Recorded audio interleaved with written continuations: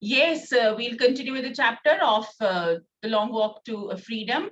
And yes, the biggest contribution of Nelson Mandela in leading his country towards equality. It is the struggle for equality, which we are discussing here.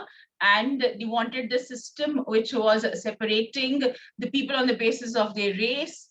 It should end. And Nelson Mandela, yes, he thanks all the leaders who were there before him. And he says that if they are able to reach this point today, it was because of all the collective sacrifices, all the courage that the leaders had shown, right? So he does talk about that there were times when even they gave up hope, but there was a little smile or a little gesture from other people which gave them courage to carry on. Right, so is this clear up till here? So can we continue? Yes, so we're continuing and let's see if we can finish off with this chapter today. Yes?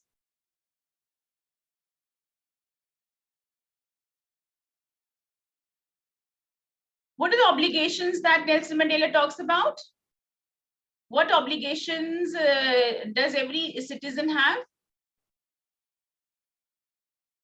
The obligation towards his family and the obligation towards his country. And he says that it was very difficult for him to perform these two obligations. Yes, so he was, if he was there loyal towards his family, if he was there performing his duties towards his family, he would be neglecting his country. And he did not want that to happen. And because he chose to fight for his country, to work for his people, he gave up the comforts of his family. And he lived a life of secrecy, in rebellion away from them. Then he tells us about the different kinds of freedom, that he became aware of as he grew up. As he was a child, he was aware of these little things here. And according to him, that was being free. Right? So if he could run in the fields, if he was swimming in the stream, if he was riding on the bulls and roasting these mealies under the stars, according to him, that was freedom. But as he grew older, what was changing? What was changing? That his opinion, or you can say his idea about freedom, because he became aware the realities of life.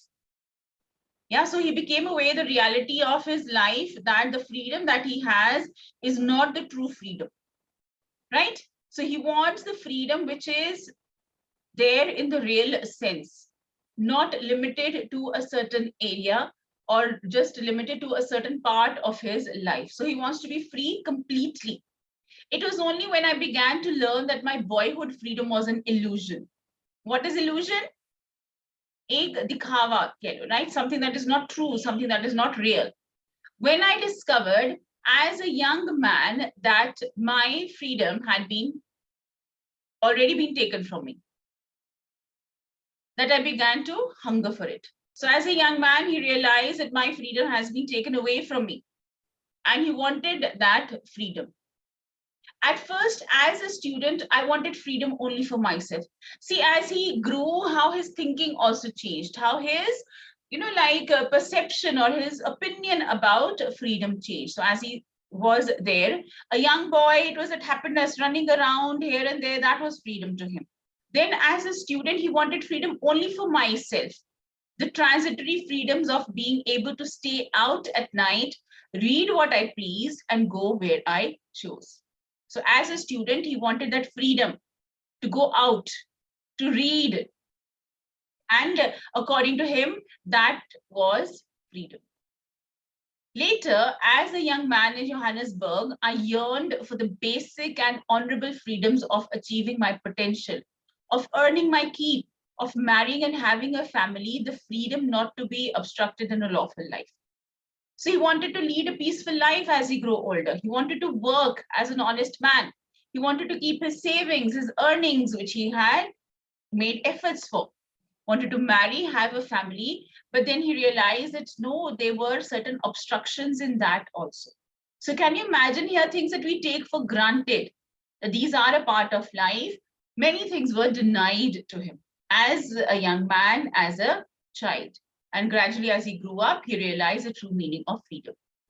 But then I slowly saw that not only was I not free, but my brothers and sisters were not free. So all people around him were not free.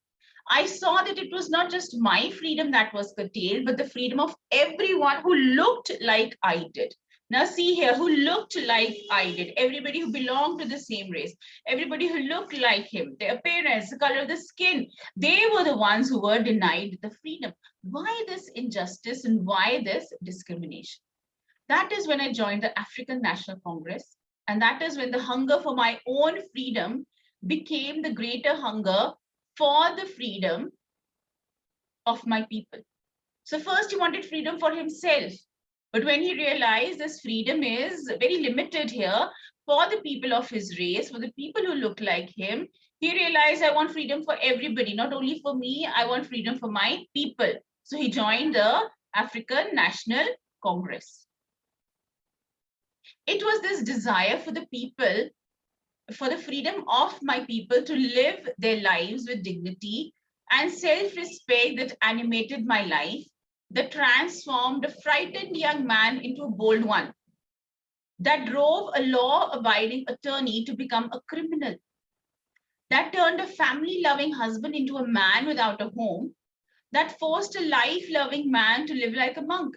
When he took this decision, when he decided, I want freedom for my people and I want them to live a life of respect, so many changes happened in his life. So he was a frightened person, he became a bold one. From an attorney, he became a criminal. See, from, like, of course, yes, opposing crime, he became a criminal himself. He turned a family-loving husband into a man without home because he had to give up his family. He had to give everything, lead a life of secrecy, lived a life of a monk, away from his family, away from the comforts of his home. I am no virtuous or self-sacrificing the next man, but I found that I could not even enjoy the poor and limited freedoms I was allowed when I knew my people were not free. So he said I could not enjoy the freedoms which I had in life, knowing that my people are not free. Freedom is indivisible. You can't divide freedom. This is your freedom, this is my freedom. Freedom has to be the same. The chain, on any one of my people were the chains on all of them. So if one person was denied freedom, it meant all of them were captives. They were not free. The chains on all of my people were the chains on me, and vice versa. So yes, so the chains on his people meant there were chains on him also. So he was not a free person. He wanted to change this situation. And he realized this in a very harsh way. As he grew up, he realized that freedom is very different for us and for other people. He wanted equality. He wanted freedom. Yeah. I knew that the oppressor must be liberated just as surely as the oppressed. Who's the oppressor and who is the oppressed?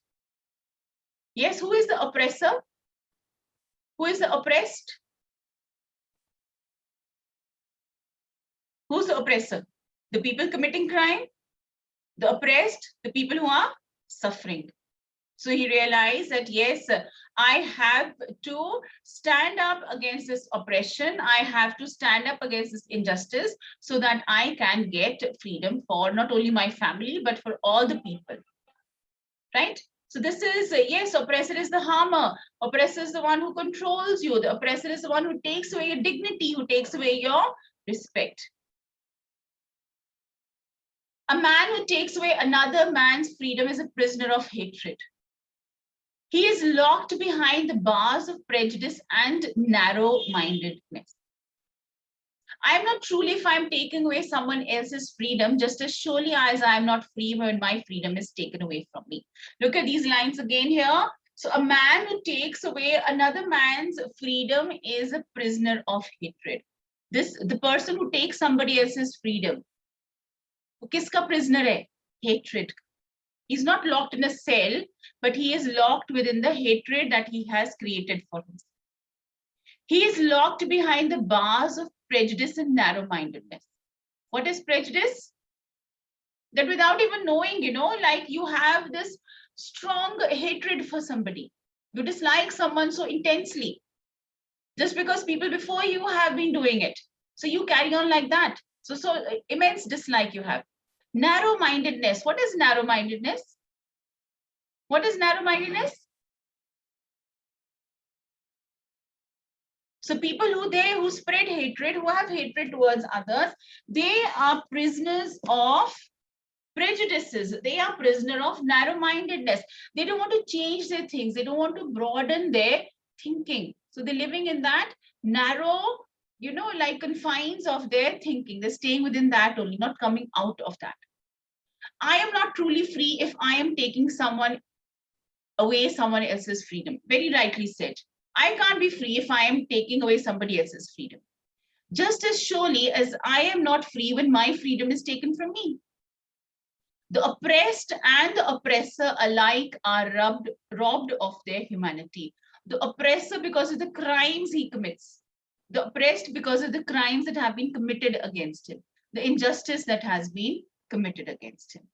The oppressed and the oppressor alike are robbed of their humanity. And when we are robbed of our humanity, we don't remain as human beings. Yes? Right. So here, when like we have come to the end of our chapter, and narrow-minded is not necessarily cheap thinking. Yes, narrow-minded is you don't want to change your opinion. You have a thought about someone, you have an idea about that, and you don't want to just come out of it. Times change. Yes, progress changes so many things.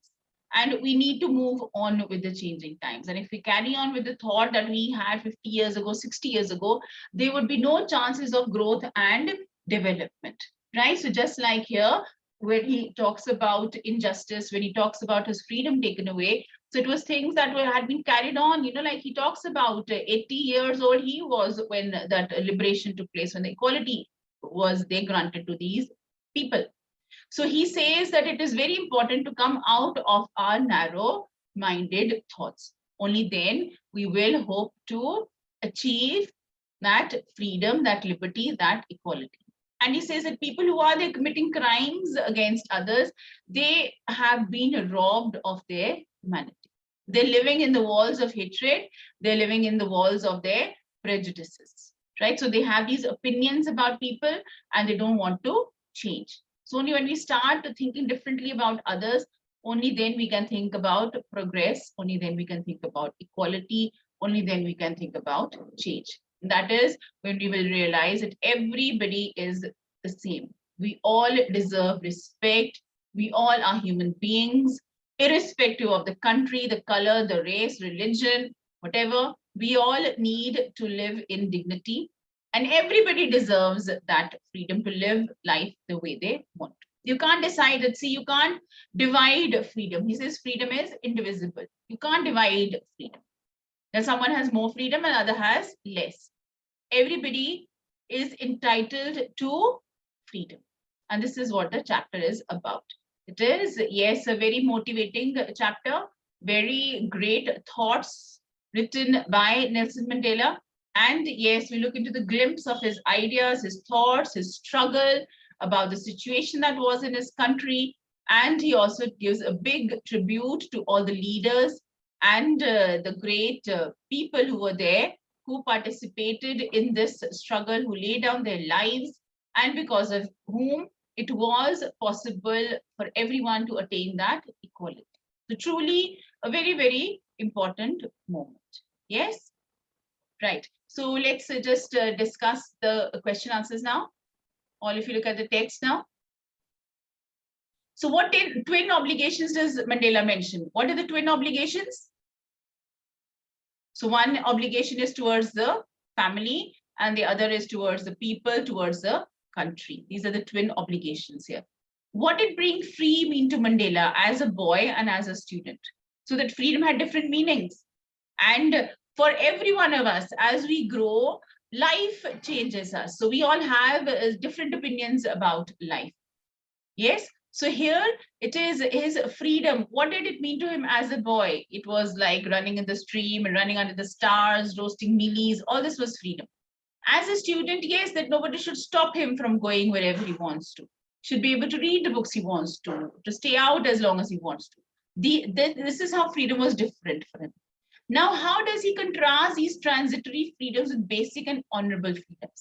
So these are things here, like what is the basic honorable freedom that which gives you dignity, which gives you respect? He wanted the freedom which gave him respect, which gave him this equal status as a human being. Not because someone has decided that, yes, because you are of this race and you look like that, you are not entitled to freedom. So he wanted all kind of freedom. So whether it was the freedom that he enjoyed as a boy or the freedom that he wanted later on when he was supporting his family. Does Mandela think the oppressor is free? Why or why not? So the oppressor is free? No, because he is confined within the walls of his hatred, within the walls of his prejudices. And that is making him the way he is doing, right? So how he's hurting others, how he's harming others, and how he's taking away their dignity. Yeah, so let's just look at these questions here. So why did such a large number of international leaders attend the inauguration? What did it signify the triumph of?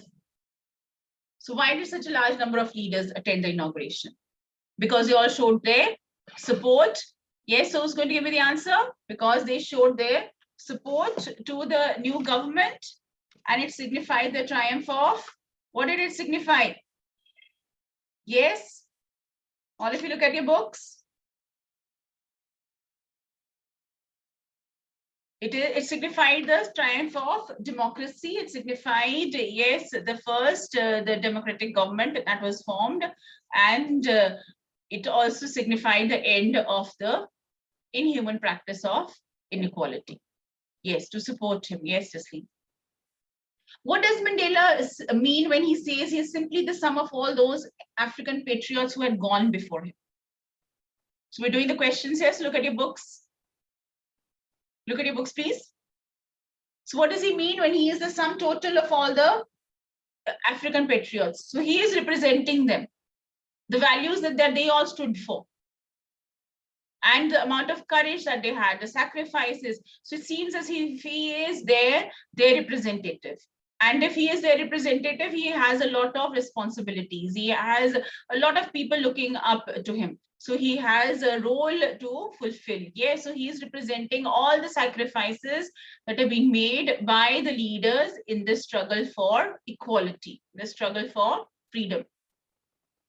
How would you agree, or would you agree that the depths of oppression create heights of character? How does Mandela illustrate this?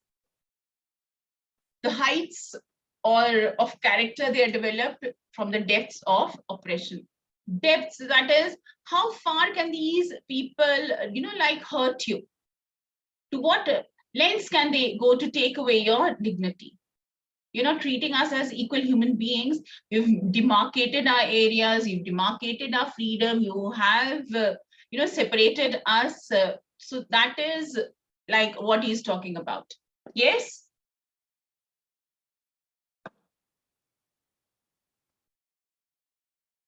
So from the depths of oppression, that is, from all these sufferings, what rises? Greatness rises. Great qualities come. And yes, great character, where the people, they have immense courage. They don't have fear of the oppressor. They're ready to stand up against them. So that is like what this depth of oppression has brought about among the people. So they've raised them to the heights. And so they were able to stand up against injustice, against inequality, and they gave a lot of sacrifices. They had to sacrifice their family, the comfort of the home. They were, of course, treated as criminals, and law-abiding people became criminals. So he's telling all this has happened here with the people, and as a result of all this, the freedom was possible. Okay? Yes. How did Mandela's understanding of freedom change with age and experience? We just discussed this question. So with age and experience, he realized that his freedom is not the same as others. The freedom which he longed for as a child is not the freedom that he wanted as an adult, as a grown-up. So he wanted equality. He wanted the freedom that was given to all. Yes? So you'll be able to write this answer. And how did Mandela's hunger for freedom change his life?